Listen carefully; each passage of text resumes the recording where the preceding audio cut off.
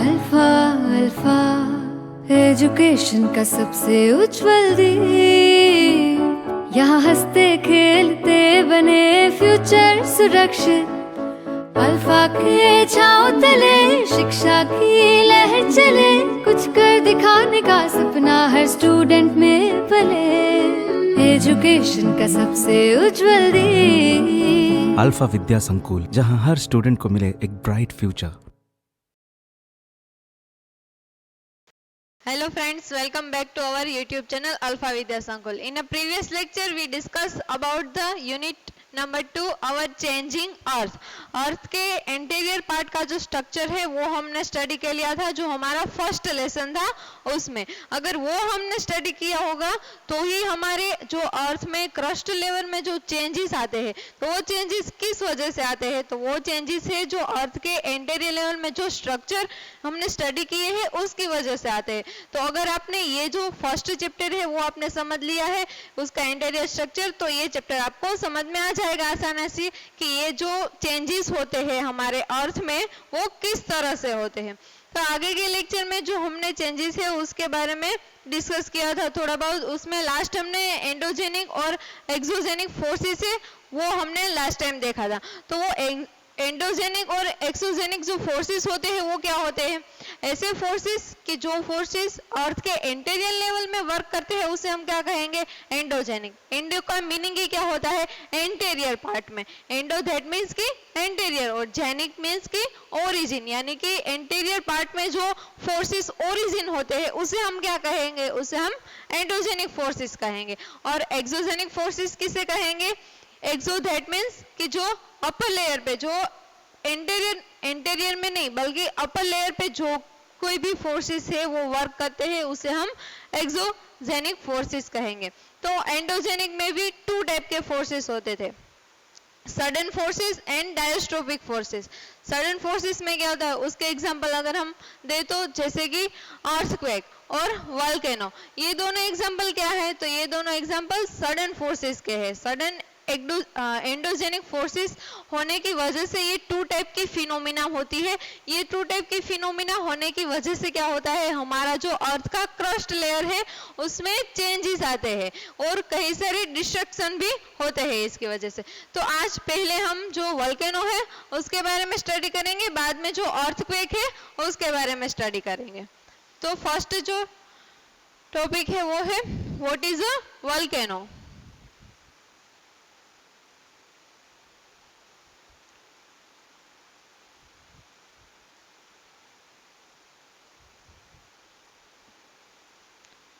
तो ये वोल्केनो क्या होता है, ये हमें पता चल गया कि वोल्केनो है वो प्रोसेस किस वजह से होती है, प्रोसेस या फिर फिनोमिना कोई भी कह लो।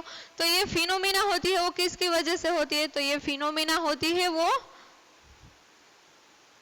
सडन एंडोजेनिक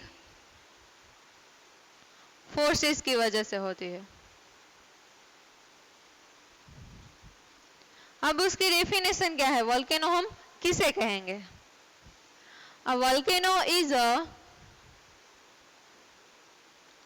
vent, वेंट को ओपनिंग भी कहा जाएगा।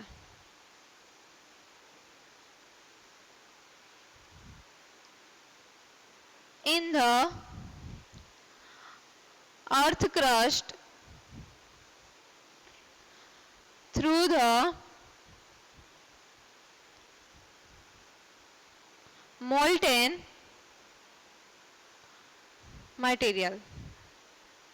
मोल्टेन मटेरियल में क्या आएगा, मोल्टेन मटेरियल में जो मोल्टेन मैग्मा होती है हमारी वो आएगा, यानी कि मैग्मा। तो ये उसकी डेफिनेशन हो गई कि वोल्केनो हम किसे कहेंगे, तो वोल्केनो एक ऐसी फिनोमिना है जो कहाँ पे होगी, जो हमारे अर्थ के इंटीरियर लेवल में है वहां पे होगी। तो volcano is a vent, vent that means की opening in the earth crust through the molten material, यानी कि वोल्केनो एक ऐसी प्रोसेस है कि जो अर्थ के क्रस्ट लेवल में ओपन होती है और वहां पे ओपन हुई है वहां पे क्या आएगा, तो वहां पे मोल्टेन मटेरियल आएगा। मोल्टेन मटेरियल में क्या होगा, मोल्टेन मैग्मा होगी। ये मोल्टेन मैग्मा कहाँ से आई होगी, जो हमारा अर्थ का क्रस्ट के लेयर से जो नीचे वाला लेयर है जो मेंटल का लेयर है, वहां पे क्या है, वहां पे मोल्टेन मैग्मा है। तो ये मोल्टेन मैग्मा कहाँ से आएगी, ऐसे वेंट के थ्रू अर्थ क्रस्ट में आएगी, जो जिसे हम क्या कहते हैं, जिसे हम वोल्केनो कहते हैं। फॉर एग्जाम्पल किस तरह से ये प्रोसेस होती है, तो यहाँ पे ये अर्थ का सरफेस लेयर है और यहाँ पे ऐसे माउंटेन है,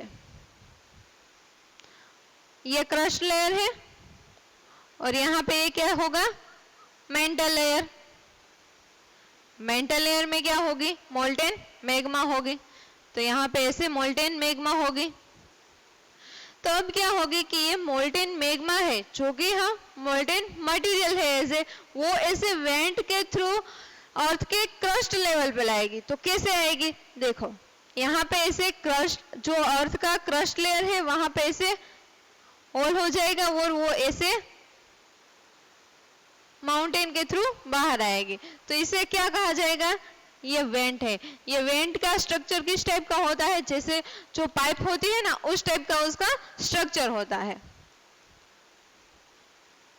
तो ऐसे वेंट के थ्रू ये जो मोल्टेन मटेरियल है वो कैसे अर्थ में, अर्थ क्रस्ट में ऐसे इरप्ट हो गए, इसीलिए इस प्रोसेस को हम क्या कहते हैं, वोल्केनो इरप्शन।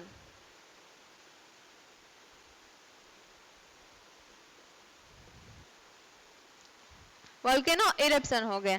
अब जब ये मेल्टन मटेरियल है वो जब ऐसे बाहर आएगी तब इसे क्या कहा जाएगा, तब उसे मैग्मा नहीं कहा जाएगा बल्कि उसे लावा कहा जाएगा। तो यहाँ पे उसका नेम चेंज हो गया। देखो ये जब मोल्टेन मटेरियल है, जब अर्थ के इंटीरियर पार्ट में था तब उसका नाम क्या था, तब उसे हम मोल्टेन मैग्मा कहते थे। लेकिन जब ये इरप्ट होके बाहर आएगा, अर्थ के क्रस्ट लेयर पर आएगा, सरफेस लेयर पर आएगा, तब उसका नेम चेंज हो जाएगा, तब उसे हम क्या कहेंगे, इसे लावा कहेंगे। और यही लावा है जब कूल डाउन हो जाएगी तब कौन सा रॉक है वो उसका फॉर्मेशन होगा।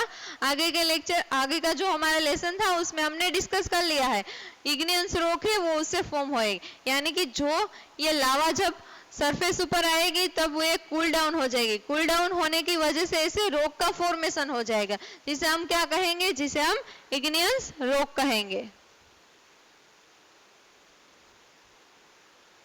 और उसे प्राइमरी रॉक भी कहा जाता। ऐसा क्यों, क्योंकि ये यही फर्स्ट टाइप के रॉक है जो फॉर्मेशन हुआ है और इसमें से अनदर टाइप के रॉक से उसका फॉर्मेशन होता है, इसीलिए हम इसे क्या कहेंगे, प्राइमरी रॉक ऐसा कहेंगे। तो ये वोल्केनो है, उसके बारे में बात हो गई। तो अब आपको पता चल गया होगा कि ये वोल्केनो है, वो वोल्केनो की प्रोसेस एक्चुअल में होती कैसे है, अर्थ के इंटीरियर पार्ट में से। तो ये वोल्केनिक इरप्शन होने की वजह से किस टाइप का डिस्ट्रक्शन होगा, तो ये जब वोल्केनिक इरप्शन होगा तब क्या होगा, उसके आसपास के जितने भी एरिया है वहां पे क्या होगी, वहां पे एज ए फायर लग जाएगी, या फिर फॉरेस्ट होगी तो फॉरेस्ट में फायर हो जाएगी और उससे कहीं सारा डिस्ट्रक्शन भी होगा। और एक डिस्ट्रक्शन क्या होगा कि जब ये वोल्केनो इरप्ट होगी ना तब उसके साथ साथ ऐसे आस भी होगी। तो ये जो आस है वो जब एटमॉस्फेयर में जब उसके साथ मिल जाएगी तो उसके साथ एटमॉस्फेयर भी कैसा हो जाएगा, ऐसे बैड एटमॉस्फेयर हो जाएगा। तो ये सारे डिस्ट्रक्शन होते हैं जब वोल्केनिक इरप्शन होता है। तो ये वोल्केनो के बारे में बात होगी। अब हमारा नेक्स्ट जो टॉपिक है वो है अर्थक्वेक है, यानी कि what is the earthquake.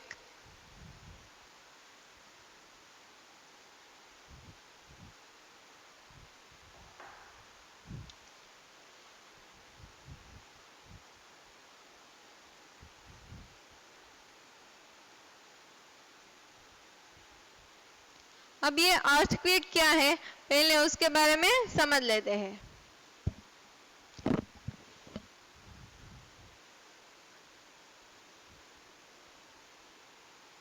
The movement of lithospheric plate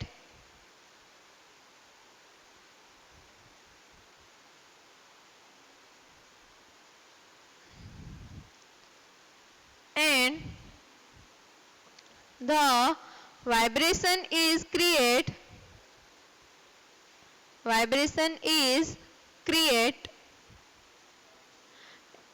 it is called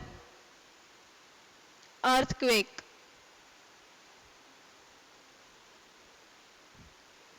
तो ये earthquake की डेफिनेशन हो गई. किसे कहेंगे हम earthquake? The moment of lithospheric plate and the vibration is created, it is called a lithospheric plate. It is called earthquake. अब lithospheric plate है वो क्या है, वो हमने आगे के लेक्चर में ऑलरेडी डिस्कस किया है. तो ये जो lithospheric plate होती है वो कहाँ पे सिचुएटेड होती है, तो वो हमारा जो अर्थ का क्रस्ट लेयर है वहाँ पे सिचुएटेड होती है. तो उसकी मूवमेंट किस तरह से होती है वो भी हमने नेक्स्ट लेक्चर में डिस्कस कर लिया. किस तरह से होगी, जो हमारे यहाँ पे अर्थ का जो क्रस्ट लेयर है, सरफेस लेयर है, वहां पे इस तरह से प्लेट होगी. जो प्लेट है उसे क्या कहा जाएगा, लिथोस्फेरिक प्लेट. और यहाँ पे ऐसे मोल्टेन मैग्मा होगी. तो ये मोल्टेन मैग्मा है जिसकी वजह से क्या होगा, जिसकी वजह से इस तरह से उसकी ये मैग्मा की सर्कुलर मैनर में ऐसे मोशन होने की वजह से क्या होगा कि ये जो अपर की प्लेट है उसका मूवमेंट होगा. इस तरह से होगा या फिर इस तरह से होगा, किसी भी साइड में उसका मूवमेंट हो सकता है. तो ये मूवमेंट, प्लेट का मूवमेंट हुआ है, तो उसका रीजन क्या है, तो उसका रीजन यही है कि जो मेंटल लेयर है वहां पे मोल्टेन मैग्मा है. ये मैग्मा जब बॉयल होती है तब ऐसे सर्कुलर मैनर में उसका मोशन होता है. तो ये सर्कुलर लेवल में जब मोशन होने की वजह से क्या होगा कि उसके अपर लेयर में जो भी प्लेट होगी उसका भी ऐसे कुछ तरह से मूवमेंट होगा. तो ये मूवमेंट इस तरह से होता है. अब क्या होगा कि ये अर्थ का मोमेंट तो हो गया. मोमेंट होने की वजह से क्या होगा कि मोमेंट होने की वजह से ये प्लेट में कुछ वाइब्रेशन आएगी, कुछ वाइब्रेशन है वो क्रिएट हो गए. तो ये वाइब्रेशन क्रिएट हो गए, उसे क्या कहा गया है, उसे अर्थक्वेक कहा गया है. यानी कि 3 वर्ड आपको इस डेफिनेशन में याद रखने हैं. फर्स्ट वर्ड है कि लिथोस्फेरिक की मूवमेंट होती है, इसकी वजह से क्या होता है, इसकी वजह से वाइब्रेशन है वो क्रिएट होता है, जिसे अर्थक्वेक कहा जाता है. फॉर एग्जाम्पल यहाँ पे हम 2 प्लेट ऐसे लेंगे.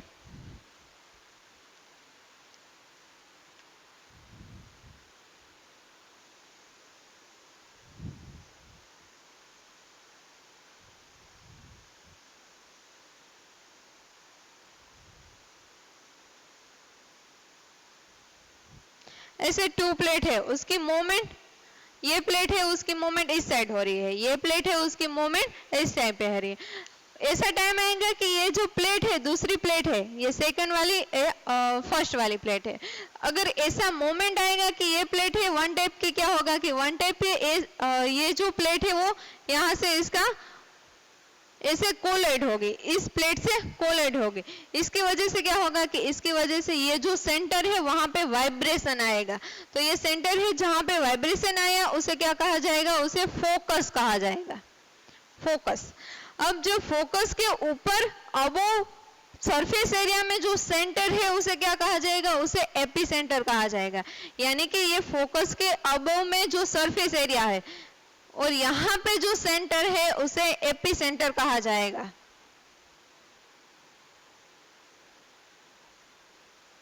तो ये प्रोसेस किस वजह से हुई, ये प्रोसेस जब दोनों प्लेट है उसकी मूवमेंट हो रही होगी, तब सडनली कोई प्लेट है उसका कोलिजन होगा अनदर प्लेट से.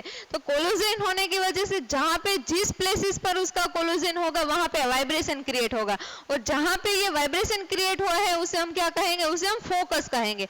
और फोकस के अबोव में जो सरफेस एरिया है, जहाँ पे जो सेंटर है उसे हम क्या कहेंगे, एपिसेंटर कहेंगे. और एपिसेंटर के अराउंड ऐसे जो भी वाइब्रेशन क्रिएट होते हैं, ऐसे राउंड फॉर्म में क्रिएट होते हैं, तो उसे हम क्या कहेंगे, उसे हम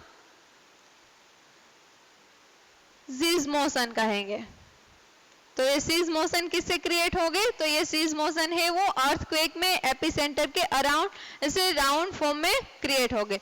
तो ये फोकस और एपिसेंटर की डेफिनेशन हो गई. क्या होगी कि जहां पे ये जो दोनों प्लेट है वहां में एक प्लेट का जब कोलिजन होगा अनदर प्लेट के साथ, जिस प्लेसेस पर उसका कोलिजन होगा वहां पे वाइब्रेशन क्रिएट होगा, तो उसे हम फोकस कहेंगे.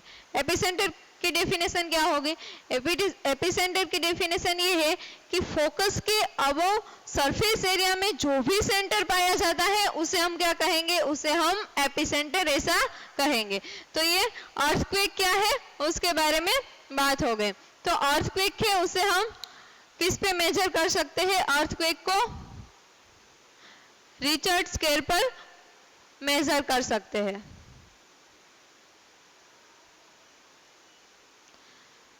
अब हम जो गुजरात में जो भुज है वहां पे जो अर्थक्वेक आया था उसके बारे में स्टडी करेंगे।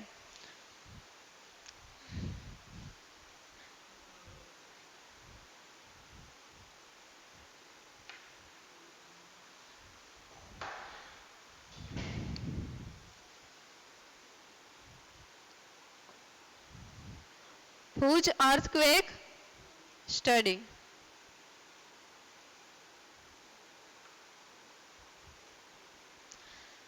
तो ये भुज में जब अर्थक्वेक आया था तो कब आया था? 26 जनवरी 2001 में आया था। ये इतना मैसिव अर्थक्वेक था जिसका मेजर अगर रिचर्ड स्केल पे किया ना हमने तो वो कितना आया? 6.9 इन अ रिचर्ड स्केल। तो 6.9 की तीव्रता से ऐसे अर्थक्वेक आया था जो कि एक मैसिव अर्थक्वेक था। फॉर एग्जाम्पल अर्थक्वेक जो ये रिचर्ड स्केल होता है वो क्या होता है? तो वो ऐसे एक सीजियोग्राफिक जो मशीन होता है उसके साथ ये कनेक्ट होता है। जो सीजियोग्राफिक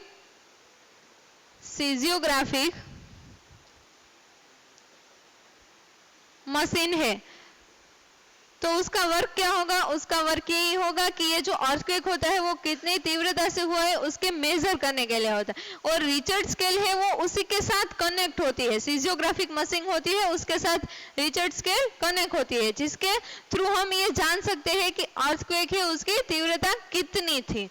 तो फॉर एग्जाम्पल अगर रिचर्ड स्केल पे 2.0 की तीव्रता है तो ऐसे अर्थक्वेक में क्या होगा? तो ये जो अर्थक्वेक है वो हमें ऐसे लेस देन कैन फेल्ट, यानी कि ये जो 2.0 की तीव्रता से अगर अर्थक्वेक आएगा तो उसका हमें एक्सपीरियंस नहीं होगा कि अर्थक्वेक ऐसे आया है। अर्थक्वेक आके भी चला जाएगा तो भी हमें पता नहीं चलेगा, उसकी इतनी तीव्रता नहीं होगी जिसकी वजह से हमें ये पता चलेगा।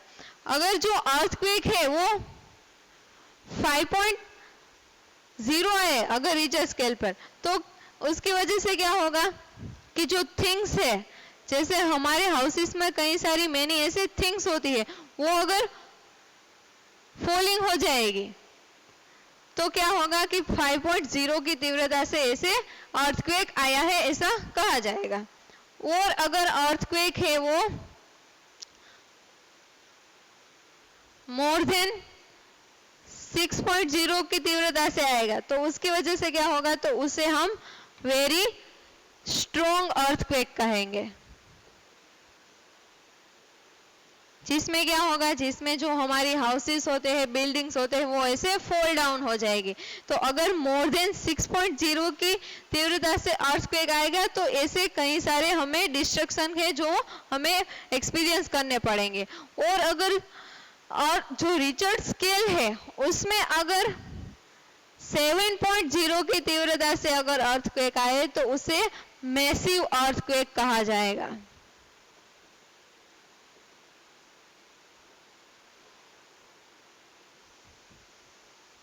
तो ये अर्थक्वेक है उसके बारे में बात हो गई। रिचर्ड स्केल पे इस टाइप के अगर अर्थक्वेक की अगर हम तीव्रता मेजर करेंगे तो इस तीव्रता से होगे तो इस टाइप के हमें डिस्ट्रक्शन है वो हमें एक्सपीरियंस हो गए।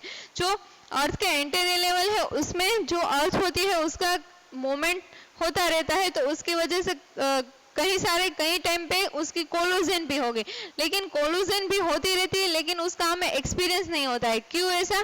क्योंकि ये कोलूजन होती है वो 0.001 में होती है या फिर 0.0001 में होती है। तो ये जो रिचर्ड स्केल पे मेजर आएगी अर्थक्वेक की 0.01 तो ये हमें तो फील ही नहीं होगी। फील कब होगी? जब 5.0 में रिचर स्केल पर आएगी अर्थक्वेक की मेजर, तब हमें ये फील होगी। यानी कि जो हमारे अर्थ का इंटरनल लेवल है वहां पे ऐसे वाइब्रेशन तो क्रिएट होते ही रहेंगे, यानी कि ऐसे माइनर जो अर्थक्वेक है वो होते रहते हैं, लेकिन हमें फील नहीं होते। फील तभी होते हैं जब 5.0 की तीव्रता से आते हैं या फिर 2.0 के मोर देन 2.0 से आएंगे, तो हमें माइनर ऐसे पता चलेगा कि ऐसे अर्थक्वेक आया है। कैसे पता चलेगा? कि जैसे हमारे हाउसेस में ऐसे कोई सारे थिंग्स होगी जो ऐसे फॉल डाउन हो जाएगी, तो उसी तरह से हमें पता चलेगा। अगर अर्थक्वेक आए तो हमें क्या करना होगा कि हमें ऐसे कोई भी सेफ जगह होगी, सेफ स्पॉट होगा, वहां पे चले जाना है। अगर आप रूम में हैं और अगर अर्थक्वेक आया है तो आप क्या करेंगे? तो आपको एक रूम में जो कॉर्नर होगा वहां पे चले जाना है, जिसकी वजह से क्या होगा कि जिसकी वजह से हमें कोई नुकसान नहीं होगा। और